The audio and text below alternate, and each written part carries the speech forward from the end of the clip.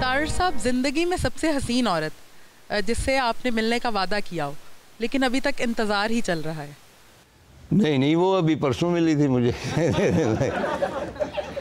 ऐसा हो नहीं सकता कि किसी हसीन औरत ने मुझसे वादा किया हो मुझे मिलने ना पहुंची हो।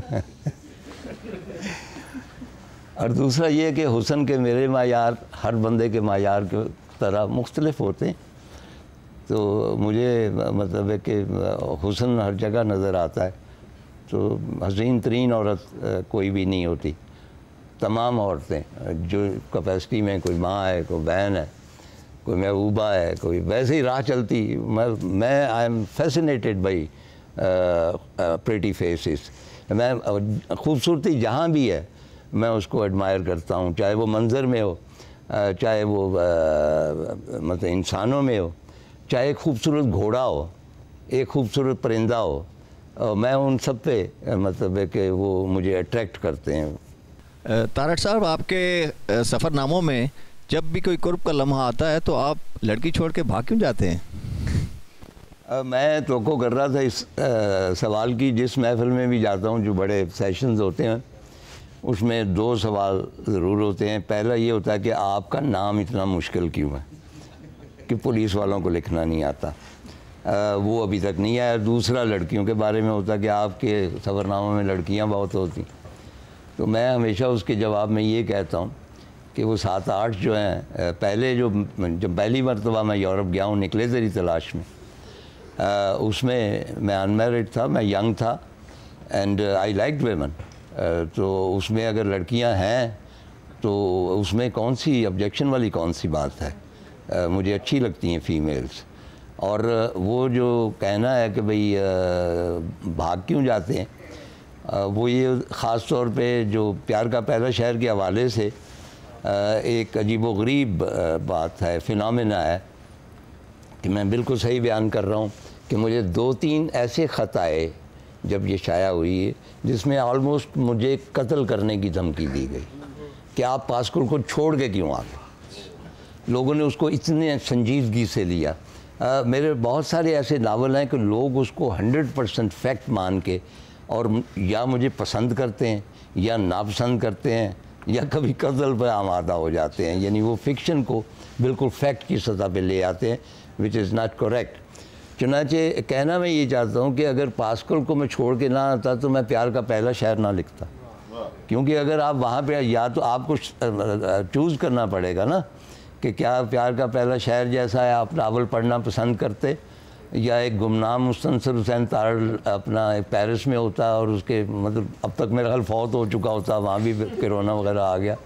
तो मैं हमेशा कहता हूँ कि बेसिकली मैं एक वैगाबॉन्ड हूँ, मैं एक आवारागर्द। और आवारागर्द जो होता है वो घूमता फिरता रहता है, कभी अफसाने की गली में चला गया, कभी नावल की गली में चला गया, वो कहीं टिक के नहीं बैठ सकता।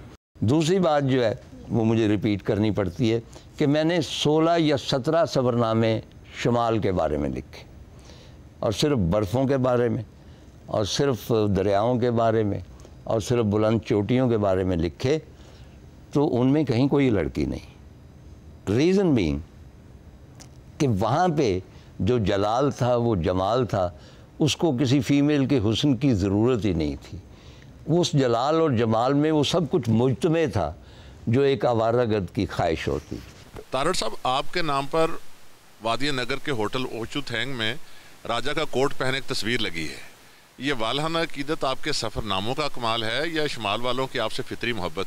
जो अहले शुमाल है ना, वो सरासर मुख्तलिफ है हम लोगों से, अभी तक हैं। तहज़ीब की रोशनी उस तरह उन तक नहीं पहुंची कि वो बेदीद हो जाए। चुनांचे ये जो मैंने सफ़रनामे वहाँ के लिखे, और आशा वकल्ला मेरा कोई ये इंटेंशन नहीं थी कि मैं इन इलाकों को इंट्रोड्यूस करूँ। ये वो मेरी अपनी दीवानगी थी जो मुझे वहाँ पे ले गई, और वो मेरी अपनी फरजानगी थी कि मैंने उनको कलम बंद किया। लेकिन उसके नतीजे में ये हुआ कि बहुत सी नई जगह, मसलन फेरी मेडोज़ जो है वो पाकिस्तानियों के लिए इंट्रोड्यूस हुआ। अब वहाँ पे एक झील को नाम दिया गया तारड़ लेक का। इसी तरह ही और इलाकों में भी मैं गया, तरशिंग में गया, वहाँ पे अब होटल बन गए और वो कहते हैं कि जी आप आए हैं तो हमारी इकनॉमिक हालत बेहतर हो गई है।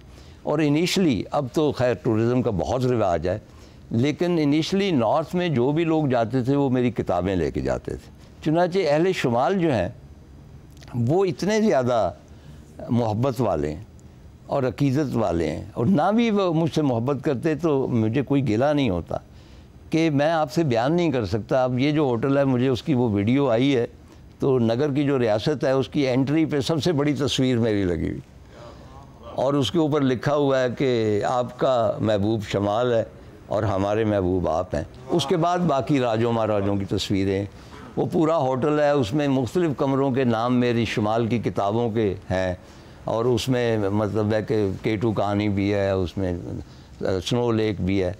तो ये उनकी जो है ना, अब मैं उसमें थोड़ा सा उसी होटल वाले, क्या नाम था, इसरार साहब, जब मैं गया हूँ तो जब मैंने रुखसत होना था तो वो आए और बड़ी शर्मिंदगी से उन्होंने कहा जी कि हमारे पास कोई ऐसा तोहफ़ा नहीं था जो आपके लायक हो। तो हमारे पास एक चोगा है जो हमारे परनाना का था, जो गवर्नर थे शायद यासीन में, तो वो एक यादगार के तौर पे महफूज था। तो हम ये चोगा आपकी खिदमत में पेश करना चाहते हैं, क्योंकि हमारे घर में इससे ज़्यादा कीमती और कोई चीज़ नहीं। चुनांचे उनकी मोहब्बत का तो मैं शुक्रिया अदा नहीं कर सकता। आप अब भी जाएं अगर और किसी होटल वाले से या कहीं भी आप मेरा कुछ नाम ले दें तो वो कुछ नहीं करेगा तो 25% रियायत तो आपको दे दें।